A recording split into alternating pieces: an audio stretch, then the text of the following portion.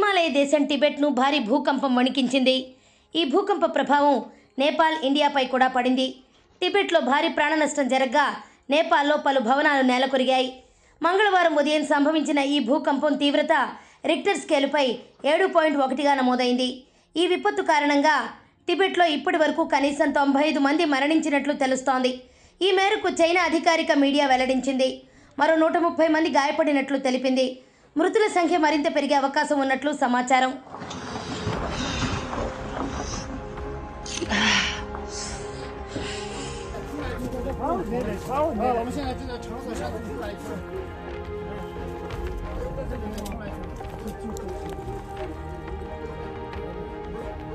Nepal Tibet సరిహద్దుకు 93 కిలోమీటర్ల దూరంలో ఉన్న లబుచే ప్రాంతంలో మంగళవారం ఉదయం 6:35 మొదట భూకంపం సంభవించింది.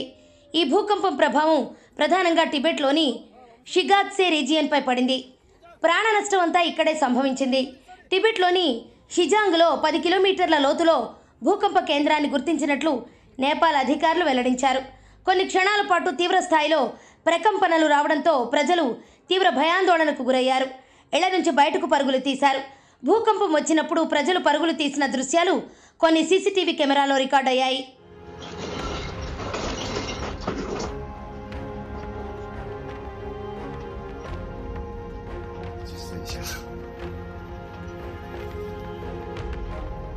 ఈ భూకంపం తర్వాత టిబెట్లో మరో 4-5 సార్లు ప్రకంపనలు చోటు చేసుకున్నాయి.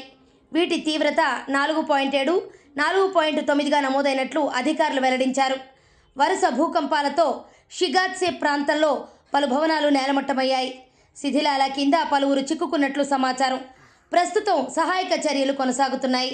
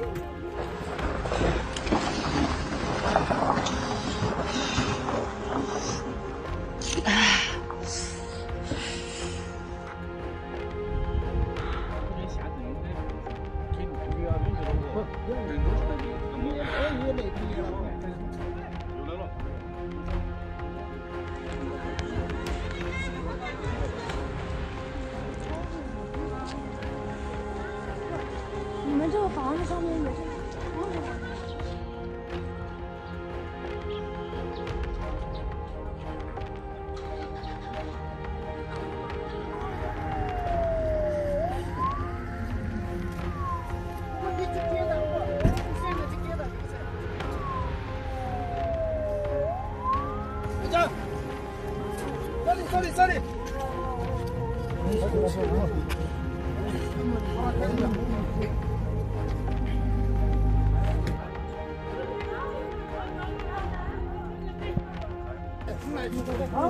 好，我们现在这个场所上出来一次。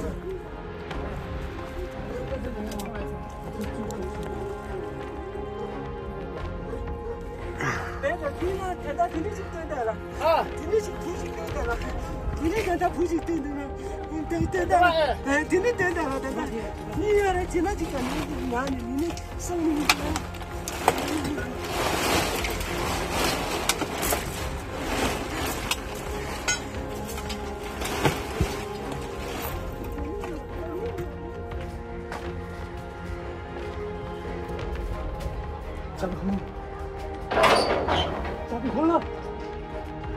잡이 걸러 좀. 발산. 바이라이라.